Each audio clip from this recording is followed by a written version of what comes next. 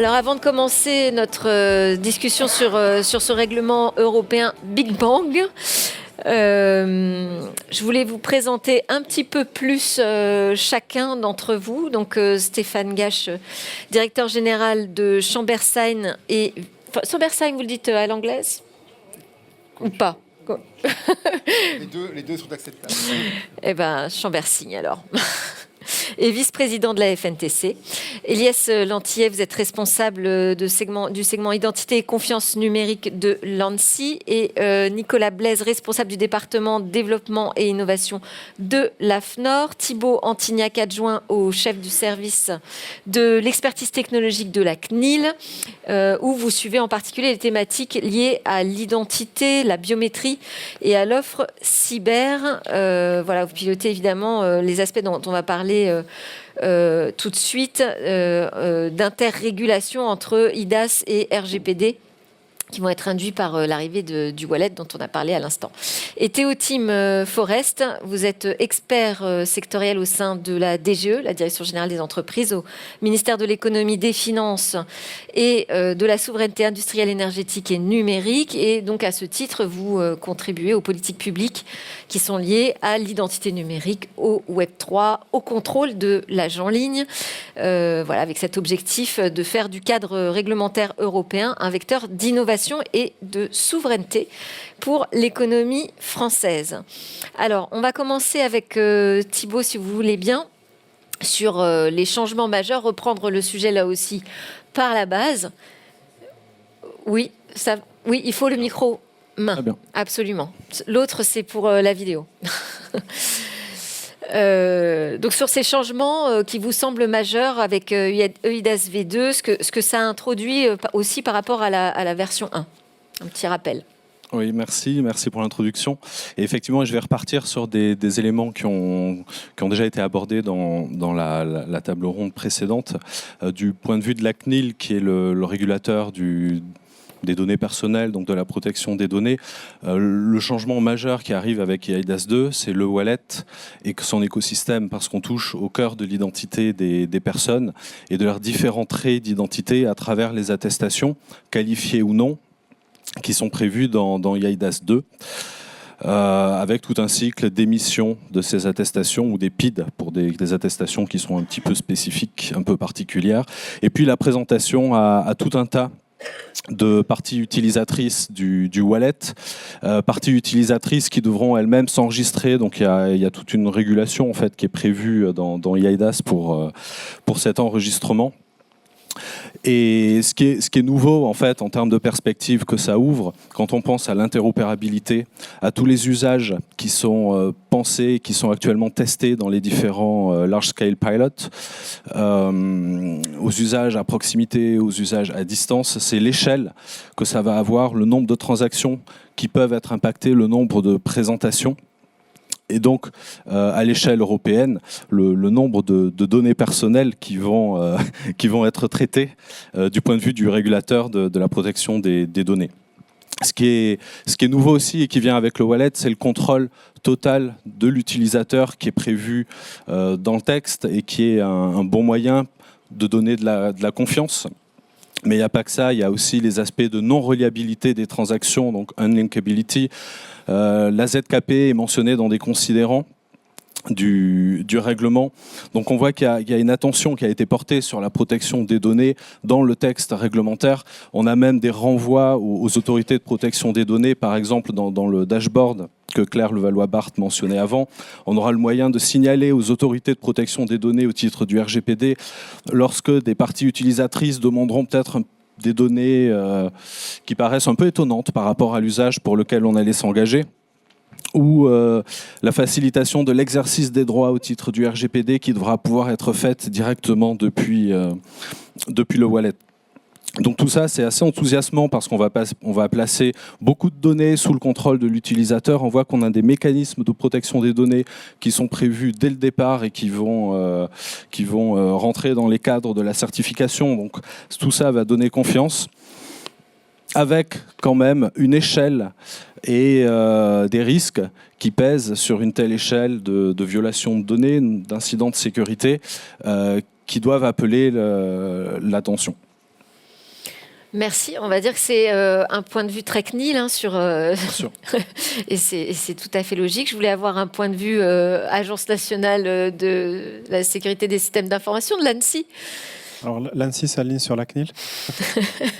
Donc, ce qu'il y a vraiment de nouveau dans cette réglementation, comme la Thibault l'a mentionné, c'est cette arrivée du wallet qui met le citoyen au centre. C'est-à-dire, en plus d'avoir un moyen d'identification électronique, il va avoir un moyen de partager ses données, de choisir ce qu'il va partager. En quelque sorte, il va devenir sa propre autorité de certification parce que ça lui donne ce pouvoir-là. Mais il ne faut pas oublier qu'il y a aussi 4 nouveaux services de confiance assez essentiels. Donc là, je remets la casquette agence de cybersécurité parce qu'on va devoir les auditer et s'assurer que les normes et les niveaux d'exigence sont harmonisés exactement comme le prévoit la réglementation. Donc, il y a le service de signature à distance. Donc, pour avoir discuté à la pause, c'est quelque chose qui est attendu par plusieurs prestataires ici présents. Il y a aussi l'émission d'attestation publique et privée. Donc, il ne faut pas oublier qu'il y a les 2 acteurs. Donc, il y aura énormément d'enjeux autour de cette émission d'attestation électronique pour l'écosystème public et privé et pour le citoyen en réalité. Et l'archivage, on développera peut-être un peu plus tard comment on en est arrivé à ce nouveau service de confiance et comment on est arrivé au niveau interministériel, avec notamment le SIAF, la DGE, mais aussi la CNIL, à favoriser un peu notre écosystème.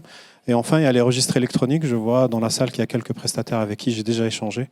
Et j'attends avec impatience de leur envoyer un mail pour leur dire quand l'acte d'exécution sera publié, parce qu'il y a énormément d'enjeux autour des registres électroniques, contrairement à ce que beaucoup pensaient au début, en lien avec les actifs numériques et l'évolution de la réglementation. On va entendre le point de vue FNTC peut-être maintenant. Je ne sais pas si on peut... chacun y voit quand même des points plus ou moins importants, j'imagine. Oui, alors en plus on s'est réparti quand même un petit peu les rôles sur les différentes spécialités.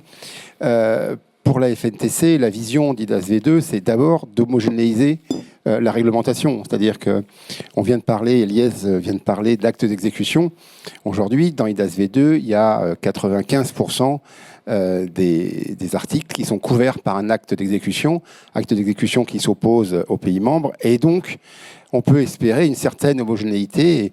Et j'entends la table ronde précédente qui mettait le doigt sur l'enrôlement, qui reste aujourd'hui peut-être un des points clés à sécuriser, mais sur le reste des autres services, on a cette homogénéité et on peut espérer un marché unique européen parfaitement concurrentiel sur les mêmes bases, ce qui est loin d'être le cas aujourd'hui. La deuxième chose pour la FNTC, c'est que les services de confiance soient partagés. Et pour qu'ils soient partagés, eh bien, parfois, il faut qu'ils soient obligatoires. Et le fait que dans IDAS V2, les grandes plateformes, les banques, soient obligées d'accepter le wallet, forcément, ça va donner une indication. Aujourd'hui, on sait que les procédures sont... on va dire, par établissement, et que forcément, ça gêne, on va dire, la généralisation, en sachant que les grands opérateurs, quels que soient leurs défauts, ont une qualité, c'est qu'ils permettent de développer un certain nombre d'outils, de développer des pratiques, et à partir de ce moment-là, eh bien, on peut avoir un effet de ruissellement sur les entités un peu plus petites, et qui pourront bénéficier des investissements qui ont été faits, des outils, et les réutiliser, et de réutiliser le savoir-faire.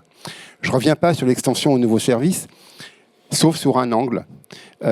Tout ce qu'on a dit dans l'identité numérique s'appuie ou va s'appuyer sur la qualification des nouveaux services. Quand on parle d'attributs, et on en a parlé toute la journée, il faut des attributs qualifiés, il faut une procédure, elle aussi, qui va être européenne, de production de ces attributs qualifiés, et je pense qu'on ne mesure pas l'importance de ce service dans le nouveau règlement, sans minimiser évidemment les 3 autres. Yes. Voilà. Merci. Du côté de la DGE, il vous semble qu'on va trouver des secteurs qui vont être plus rapidement impactés que d'autres, et lesquels, si oui? Alors, le règlement IDAS 2 introduit, on va dire, le UD Wallet au niveau des États membres en novembre 2026 et compose aussi avec une intégration auprès d'un certain nombre de services en ligne d'ici novembre 2027. Donc ça, c'est, on va dire, pour les échéances réglementaires. D'un point de vue pratico-pratique, on va évidemment avoir certains secteurs qui vont être plus impactés que d'autres à court terme. Je pense notamment au secteur financier et bancaire où en fait le UD Wallet va être un vecteur de sécurisation et de facilitation des processus de vérification de l'identité du client, donc KYC. Ce qui va être donc vecteur de simplicité et de réduction des coûts de conformité pour ces acteurs-là. Je pense aussi au commerce en ligne et aux plateformes, aux grandes plateformes, puisque tout simplement ces processus de login de l'utilisateur à travers le wallet vont permettre donc de simplifier ces processus d'acquisition client, etc.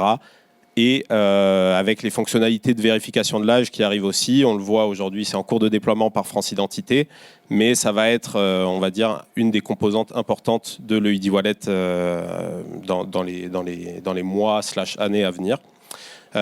Et donc ça va permettre, encore une fois, comme sur le secteur bancaire, de venir réduire la fraude à l'identité et de simplifier tous ces processus-là avec, pour le grand bonheur de la CNIL, quelque chose de très respectueux de la vie privée. Donc une montée en sécurisation là-dessus. Et enfin, en dernier lieu, évidemment, les professions réglementées qui seront concernées par, on va dire, le diptyque qui est en train d'être mis en place par la Commission européenne à travers le UD Wallet d'un côté pour les personnes physiques et le Business Wallet de l'autre côté pour les personnes morales. Ces professions réglementées-là, notaires, avocats, etc., vont avoir un rôle particulier et vont avoir finalement leurs compétences étendues à l'ensemble de l'espace numérique à terme. Et donc, leur engagement, on va dire, dans eIDAS 2 va être en fait un catalyseur clé pour l'adoption à terme du wallet et donc de l'EUD Wallet et du Business Wallet. Et vous travaillez sur le sujet de la compétitivité des entreprises à la DGE. Vous le voyez comme un sujet de compétitivité, vous ? C'est évidemment un vecteur de compétitivité, ça pour plusieurs raisons. C'est-à-dire que d'une part, l'EUD Wallet et eIDAS 2 ouvrent une troisième voie, en fait, on va dire, qui s'éloigne des situations américaines et asiatiques en replaçant l'identité et le contrôle de l'utilisateur au centre du système. Donc, contrairement, on va dire, aux grandes plateformes qu'on connaît bien. On les connaît bien. Et c'est également un vecteur de compétitivité pour les entreprises en venant simplifier et sécuriser les échanges, comme je le disais. On vient monter en qualité les données qu'on a sur les utilisateurs, tout en ne compromettant pas leurs données personnelles et en simplifiant les process, qui est donc vecteur de réduction de coûts, etc. Donc tout ça, c'est un cadre assez vertueux et ça prend son emphase encore plus pour les entreprises avec le Business Wallet, puisqu'on va favoriser les interactions B2B et B2G et on vient en fait mettre en œuvre le fameux principe OOTS, le dites-le nous une fois européen, qui consiste à venir uniquement apporter une seule fois les documents, puis à les passeporter, on va dire, d'un service à l'autre de façon très simple. Ça, on en rêve. Hein. Ça arrive. On n'a pas encore entendu l'AFNOR sur ce sujet. Nicolas Blaise, est-ce que vous partagez, j'imagine, les analyses de chacun ? Qu'est-ce qui vous semble important ? Et aussi peut-être réagir sur la question de la compétitivité. Alors tout à fait. La compétitivité et l'AFNOR, c'est pas forcément quelque chose qui est spontanément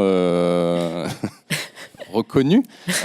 On n'est pas un organisme spécialiste sur ces questions-là. En tout cas, la question sur laquelle on est des spécialistes, c'est la norme. Et ce qu'on sait, c'est que la norme amène de la compétitivité, amène un dynamisme économique. Pourquoi ? Alors, la normalisation volontaire, les standards, hein, on fait toujours cette différenciation quand on travaille à l'AFNOR. L'intérêt, c'est vraiment d'avoir un marché qui est complètement interopérable, où l'innovation va être favorisée parce qu'il y a toute une partie du spectre sur laquelle les entreprises interviennent qui n'a plus besoin d'être réfléchie, qui n'a plus besoin d'être réinventée, parce que la majorité des éléments est déjà normalisée, est déjà standardisée. Donc ça, c'est un vecteur à nos yeux, et on le remarque dans la totalité des secteurs dans lesquels on intervient, pas uniquement dans le numérique, mais dans la totalité des secteurs dans lesquels on intervient, un secteur dynamique, c'est un secteur dans lequel il y a une normalisation qui est assez forte pour une partie des activités. Et l'autre aspect de la normalisation de façon générale, ça apporte de la sécurité, évidemment, et cette sécurité-là aussi, elle est favorable à la compétitivité des entreprises, à un dynamisme en tout cas économique autour de cette question. Donc oui, la réponse qu'on a, nous, c'est clairement un vecteur de compétitivité pour les entreprises dès lors que les choses sont claires, standardisées, normalisées. Le dès lors est important. Elias, est-ce que vous pouvez nous expliquer sur quoi va se reposer cette architecture? En quoi ce sera une architecture de confiance? Alors, juste pour aller dans le sens de l'AFNOR, que je tiens à remercier parce que c'est via les commissions de normalisation de l'AFNOR, notamment dans le domaine des registres électroniques, de l'archivage, de la cyber auquel l'ANSSI participe, etc., qu'on arrive justement à avoir cette harmonisation des niveaux d'exigence par la sécurité. C'est-à-dire que les prestataires de services de confiance, il faut comprendre, c'est des acteurs publics et privés. On a cette chance en France d'avoir une certaine résilience, un équilibre entre ces acteurs-là qui font que le marché reste très dynamique et très utile. Et là où l'année dernière, je ne sais pas si vous vous souvenez, je râlais un peu sur l'implication des entreprises dans la standardisation. Là, on voit de plus en plus de gens aller vers la standardisation parce que la standardisation, en quelque sorte, va cadrer la comitologie, c'est-à-dire les actes d'exécution, les standards sur lesquels vont travailler les prestataires et sur lesquels tous les acteurs autour de la blockchain, de l'archivage, de la cyber que j'ai pu rencontrer dans les commissions de normalisation de l'AFNOR vont nous permettre à nous, l'ANSSI, organe de supervision, de porter les exigences de sécurité en accord avec les standards qui privilégient notre écosystème. Et une fois que c'est dans le process de comitologie et dans les actes d'exécution, eh bien c'est ça qui va nous guider dans les exigences de certification. C'est-à-dire que l'ANSSI applique la loi, la réglementation européenne, donc elle va prendre les actes d'exécution et les appliquer tels que les standards l'ont défini. Et après, la boucle est bouclée, c'est pour ça que c'est un cercle vertueux. Les mêmes prestataires de services de confiance, s'ils ont fait leur travail assez en amont, vont retrouver les mêmes exigences qu'ils ont poussées à ce niveau-là. Donc, c'est encore une fois pour refaire, je vais le redire encore plus, l'harmonisation passe par la standardisation. Pour faire un peu d'historique, en 2014, quand il y a eu EDAS et mise en application en 2016, on n'avait quasiment pas d'acte d'exécution. Donc c'était un peu la jungle, il faut le dire. Les pratiques différaient d'un pays à un autre, le niveau d'exigence n'y allait pas. Là, on a de la chance. On a vu énormément d'actes d'exécution depuis la réouverture du règlement, et pas juste autour du wallet, mais aussi sur différents types de process. On a vu énormément de standards. J'ai arrêté de compter le nombre de standards sur lesquels on a dû donner un avis.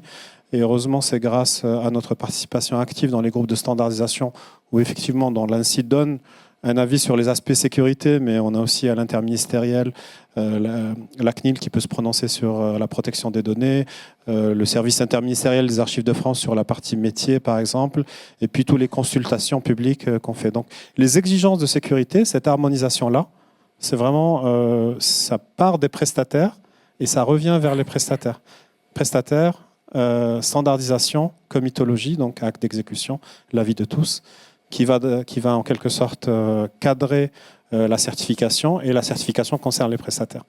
Voilà. J'essaie de synthétiser du mieux que je peux parce que c'est un process qui peut être parfois compliqué à comprendre, mais voilà, plus on travaille en amont et plus on gagne à harmoniser.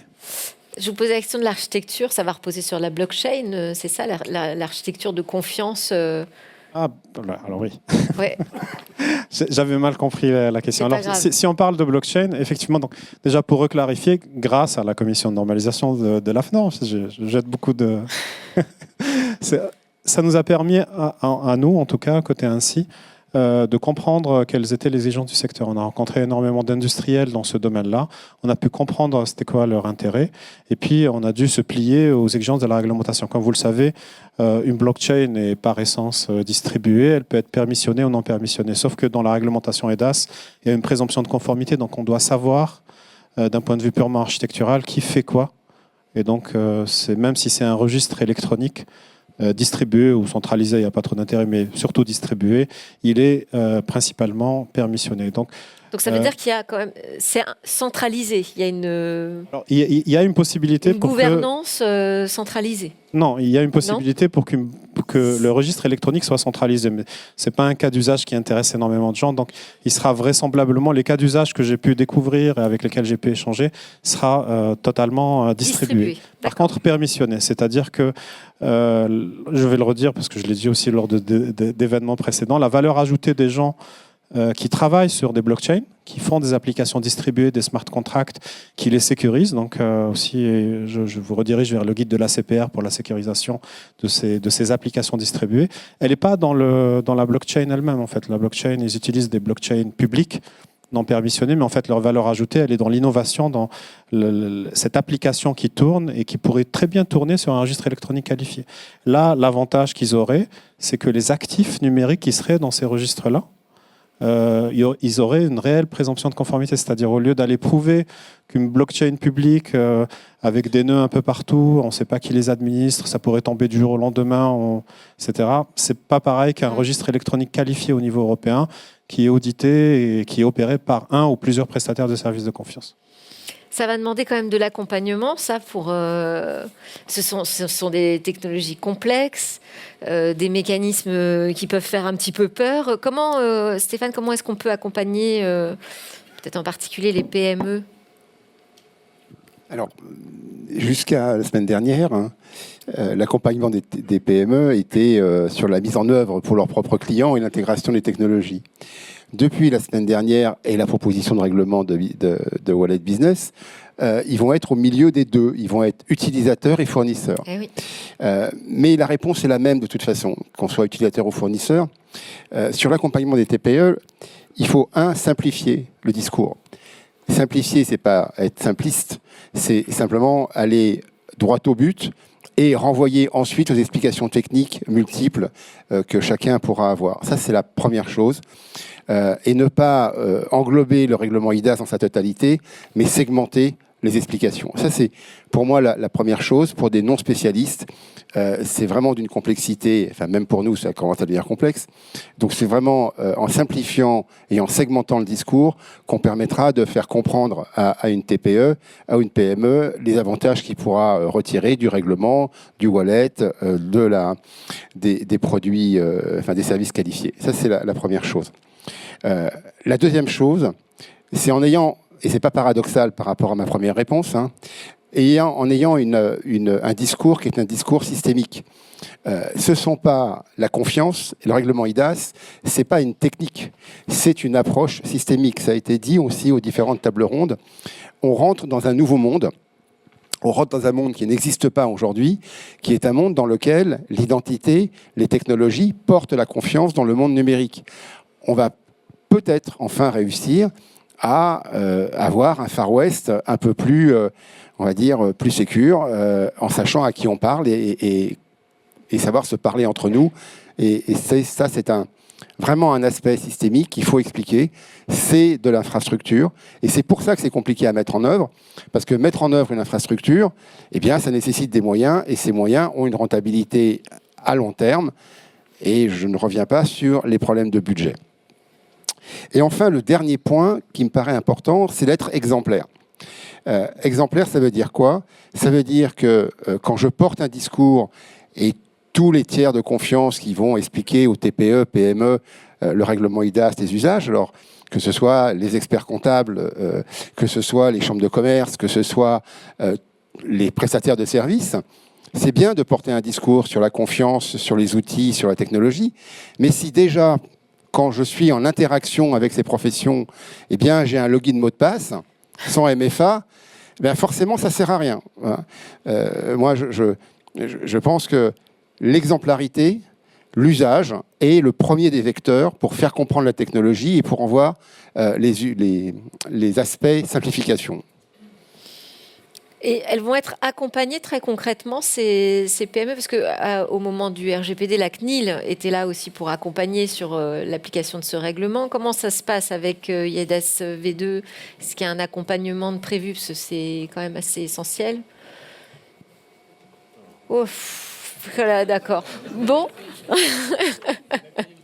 Non, alors je peux répondre pour la CNIL, mais la réponse va être un petit peu générique. Nous, on a un dispositif d'accompagnement à la CNIL qui ne concerne pas spécifiquement IAIDAS, mais qui est ouvert en fait à tous ceux qu'on appelle les responsables de traitement, donc assujettis aux obligations du RGPD en premier rideau, on va dire, et qui sont responsables du bon traitement des données et de la chaîne de sous-traitance qu'il y a derrière. Et donc, ça peut être des administrations, ça peut être des entités privées. Donc, dans ce dispositif d'accompagnement, on a ce qu'on appelle des demandes de conseil à la CNIL. Donc, toutes les entités qui ont des questions peuvent nous les poser. Et on y répond dans la mesure du possible. Je ne vous cache pas, on a un certain backlog de demandes. Donc soit on est sur des points qui nécessitent un petit peu des questions doctrinales qui ne sont pas claires et on va aider. Et puis parfois, c'est vrai, on reçoit des questions qui peuvent tout à fait être traitées par des conseils, des cabinets d'avocats. On n'a pas vocation à faire leur travail, donc on renvoie tout simplement les demandes en expliquant que l'accompagnement peut se faire auprès d'autres acteurs. Donc ça, c'est tout à fait ouvert dans le cadre d'IAIDAS, comme ça l'est pour le reste, sur des versants juridiques ou sur des versants un petit peu plus techniques, avec le petit point d'attention que nous, on va se prononcer sur la vision RGPD, parce qu'on n'a pas de pouvoir au titre d'IAIDAS. Ça sera certainement d'autres administrations qui auront des pouvoirs au titre d'IAIDAS. Simplement pour compléter ce que dit Thibaut, effectivement, l'adoption des TPE-PME va être quelque chose de critique. Au sein de la direction générale des entreprises, on a une équipe qui s'appelle France Num et qui vise la numérisation des TPE-PME justement. Donc ils seront effectivement sollicités pour faciliter l'adoption du wallet, que ce soit UD Wallet, Business Wallet à terme, auprès des TPE-PME. Et j'imagine à l'ANSSI sur les questions cyber. Oui, justement. Ouais. Je veux dire, il faut voir aussi ce wallet-là, comme l'on dit, comme une réelle opportunité pour les TPE-PME, parce que ce qu'il faut rappeler, c'est que derrière France Connect, dans 45 millions d'utilisateurs, il y aura un bouton « Connectez-vous avec le wallet ». Derrière tous les gatekeepers, donc je ne sais pas si ici dans la salle, des gens ont déjà utilisé Booking, LinkedIn ou Amazon, mais on parle de ces gens-là, Instagram, TikTok, ils auront l'obligation, ce n'est pas un choix, d'avoir ce bouton « Connectez-vous avec le wallet ». Pareil pour les banques. Et donc, ce qui concerne les grands acteurs va aussi concerner les petits, parce que l'enregistrement des parties prenantes est prévu par la réglementation pour être quelque chose d'assez facilité. Donc ça reste...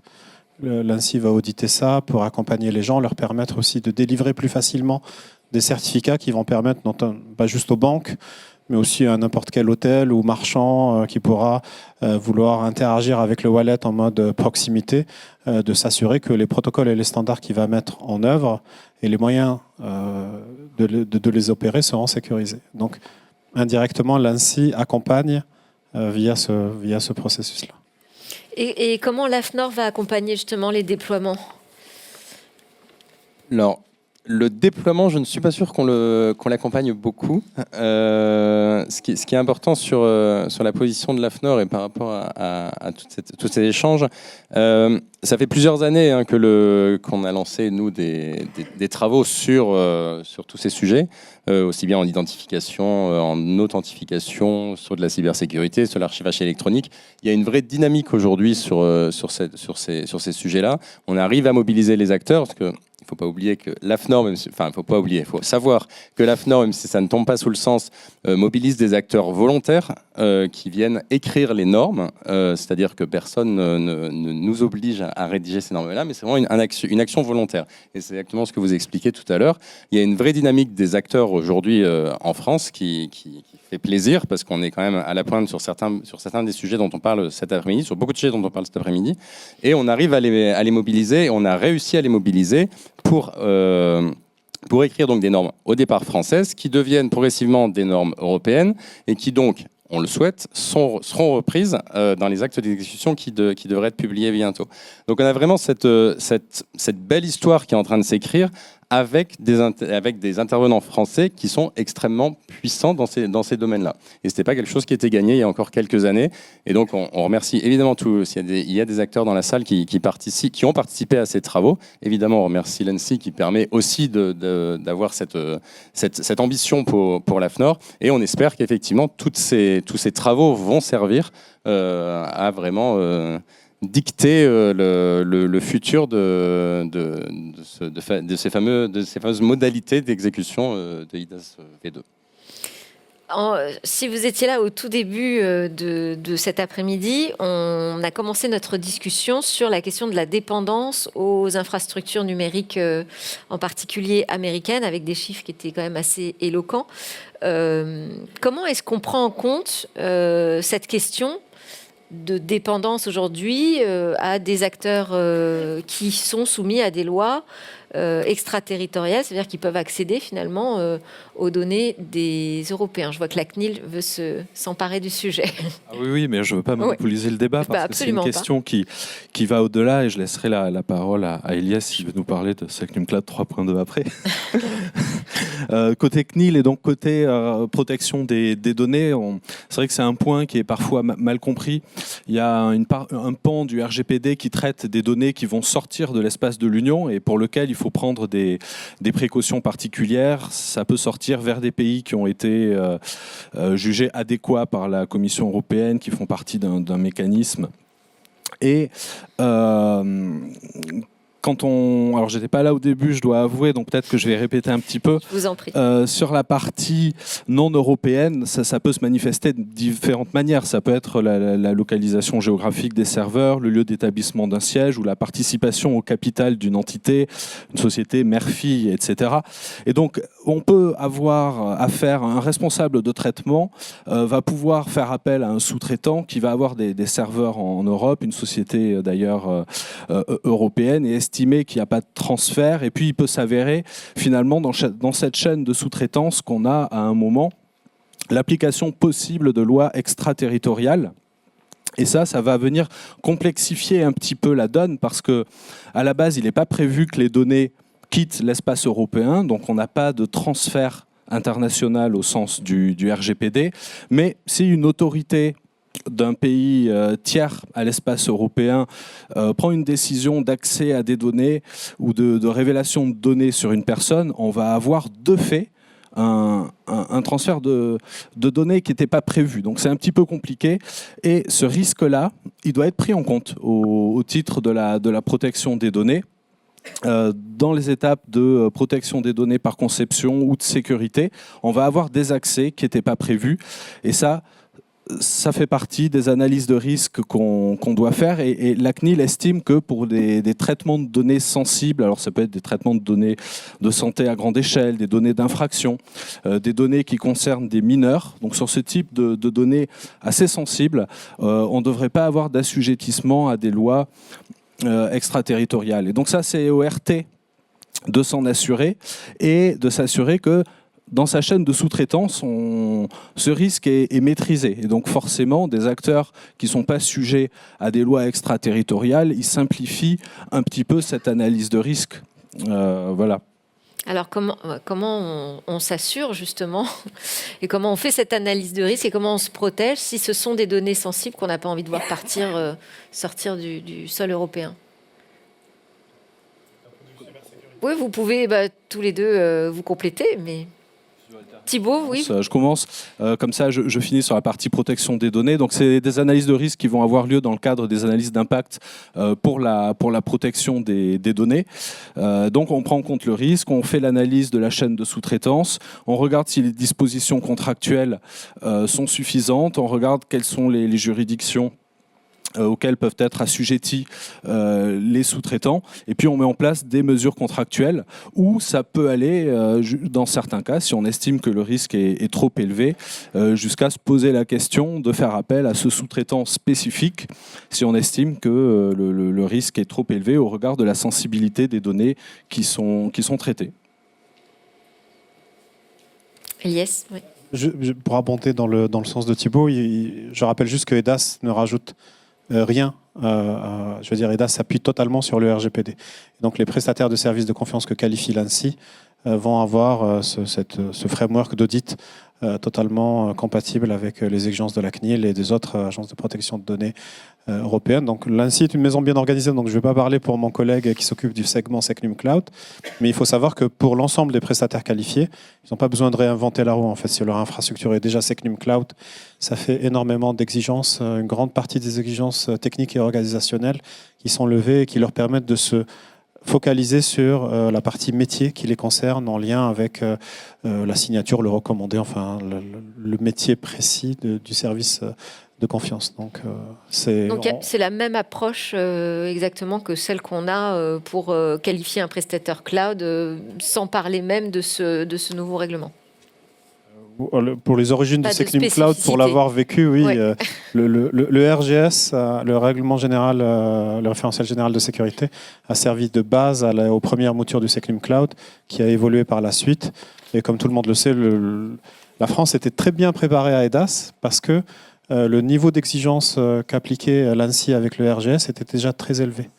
Et donc on a vu, par exemple, pas juste sur des mesures de sécurité en lien avec la protection de données, on le voit avec les derniers actes d'exécution, que là où l'ANSSI a imposé très vite des critères communs et des standards européens, et que d'autres pays allaient plus vers la facilité avec du FIPS, on voit que là, la Commission a sonné la fin de la récré et qu'en décembre 2030, tous ces pays-là et tous ces prestataires-là vont devoir s'aligner sur les critères communs.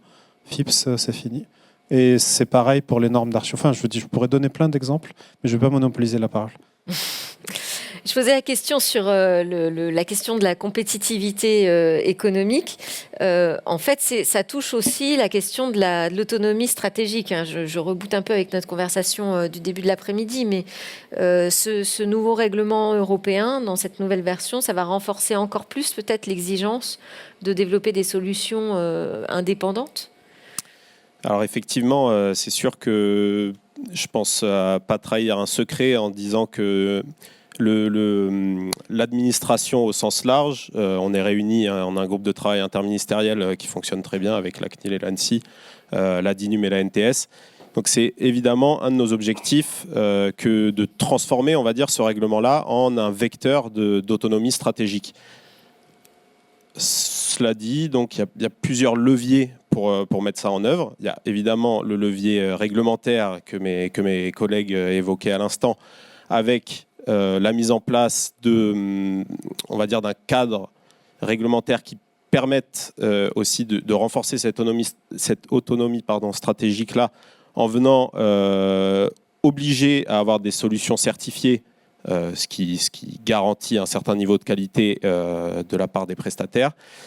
Et on a aussi, de manière beaucoup plus opérationnelle, la possibilité de mettre des filtres juridiques, réglementaires. Typiquement, les CGU de France Connect excluent de fait tous les prestataires qui sont soumis à l'extraterritorialité du droit. Donc il faut vraiment avoir ce levier réglementaire-là. Je sais qu'il y a beaucoup de privés dans la salle et le réglementaire est souvent vu comme une contrainte, mais ça peut aussi être un vecteur en tout cas de différenciation. Exactement, je cherchais le mot. Il y a aussi d'autres leviers, typiquement, en fait, tout simplement la création, en tout cas le maintien d'une filière de bout en bout qui soit souveraine au sein de l'Union. Et donc là, on a différentes cordes à notre arc, typiquement des leviers de politique publique que peuvent être des plans de financement tels que France 2030, qui est piloté par la Direction générale des entreprises et qui vise à garantir la maîtrise des briques technologiques critiques, en fait, pour qu'on puisse maîtriser notre autonomie stratégique au sein de l'Union. Et donc, on vient en fait financer des projets justement qui visent cette autonomie sur des briques telles que le cloud, la cybersécurité, etc. Donc, c'est aussi un levier. Et enfin, le troisième levier, je dirais que c'est la résilience et la répartition du risque. En cherchant à avoir des alternatives souveraines et pas une solution unique, et en ayant, on va dire une alternance entre offre publique et offre privée. C'est évidemment notre vision à la Direction générale des entreprises. On pense que comme ça, on répartit le risque et ça a d'autres vertus, comme suggéré par la CNIL, c'est de donner à l'utilisateur une pluralité de solutions et de venir choisir en fonction de ses usages différentes solutions. Ça vous va si on fait un tour de table juste sur un mot de conclusion, voilà, ce qui vous semble important pour que le public parte avec vraiment une idée forte chacun sur ce Big Bang. Je vais rebondir sur ce qui vient d'être dit. Effectivement, je pense que le package eIDAS et Business Wallet vient instaurer un numérique de confiance, ou en tout cas le répandre plus facilement. Donc si j'avais un seul message à retenir aujourd'hui, je dirais qu'il faut se saisir dès aujourd'hui et se préparer à s'adapter à la mise en œuvre de ces deux types de wallets au sein de l'espace numérique pour les entreprises, puisque ça va être toujours de nature à fiabiliser et faciliter les process qui vous concernent tous les jours. Donc, saisissez-vous-en, n'hésitez pas. Merci. Thibaut. Moi, si j'avais un message, et je vais parler là en tant que régulateur de la protection des données, c'est que le sujet là dont on a parlé, c'est eIDAS, et de notre point de vue, il a quand même des points assez convergents sur toutes les protections et les garanties qui sont offertes pour qu'il y ait un contrôle pour les personnes, pour que les données soient traitées comme il faut, qui font qu'il est a priori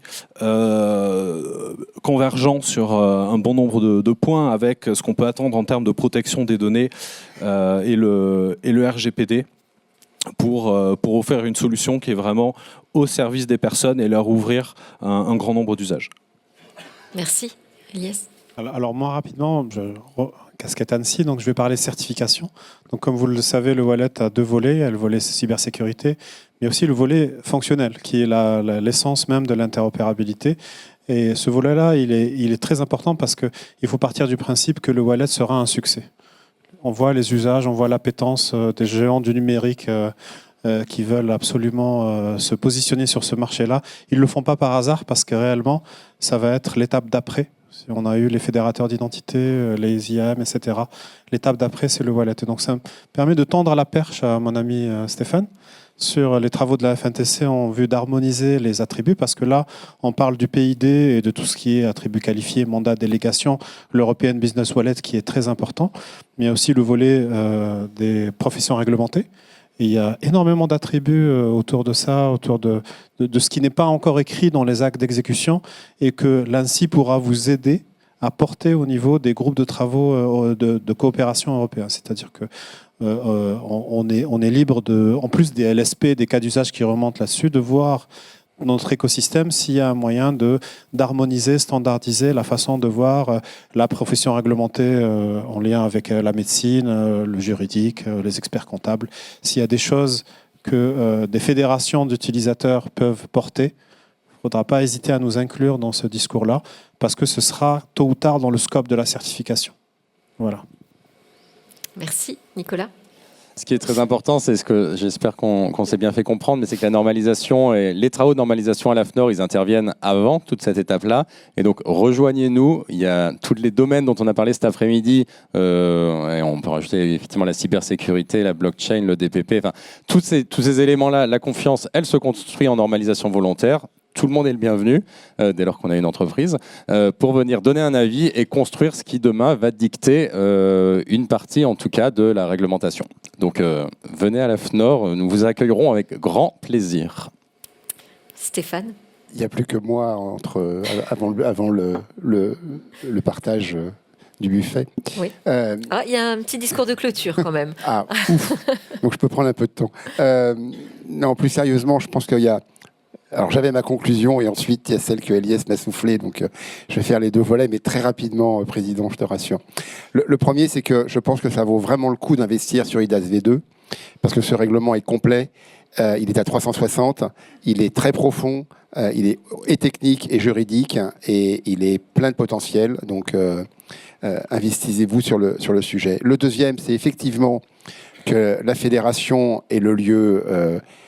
c'est même pour ça presque qu'elle a été conçue, pour être à la croisée des chemins des utilisateurs, des secteurs d'utilisation, et que l'on mène depuis 2 ans un travail qui était peut-être un travail qui était ingrat, de savoir ce qu'étaient les attributs professionnels, comment on pouvait les manipuler, comment les construire. Et je pense qu'avec la publication du projet de règlement la semaine dernière, eh bien, on va booster les travaux de manière à, secteur par secteur, définir les besoins du secteur en termes de mandat, de représentation, d'attributs et de fonctionnement. Et tout ça, ça alimentera effectivement le futur wallet business ou le futur wallet professionnel, c'est-à-dire le lien entre le business et le citoyen. Voilà, rejoignez-nous. Mais merci beaucoup pour vos interventions.